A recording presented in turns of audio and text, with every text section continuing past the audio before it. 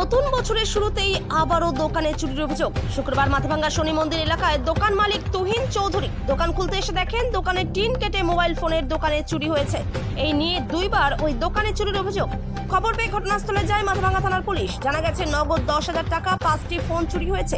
দোকান মালিক তুহিন চৌধুরী জানান, ঘরের টিন কেটে দোকানে ঢুকে টাকা সহ মোবাইল ফোন চুরি হয়। পুলিশ জানিয়েছেন চুরির বিষয়ে তদন্ত শুরু হয়েছে।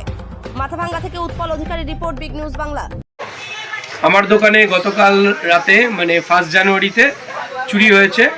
উপরে টিন কেটে সিলিং ভেঙে চোর ঢুকে মোটামুটি আনুমানিক 3টে ছোট মোবাইল মানে কিপ্যাড ফোন এবং ক্যাশে আমার কিছু জমানো টাকা ছিল বলতে 12,000 টাকার মতো, একটা সাউন্ড স্পিকার আর কিছু হেডফোন নিয়ে চোরে চলে গেছে। মানে এটা কি আজ সকালে দেখতে পেলে? আজ সকালে আমি 11টার দিকে দোকান খুলে এসে দেখলাম সব এলোমেলোভাবে পড়ে আছে। তখনই সন্দেহ করি এবং তারপরে যখন কাটা অংশটা দেখলাম তখনই আমি বুঝতে পারলাম চোর চুরি করে নিয়ে গেছে।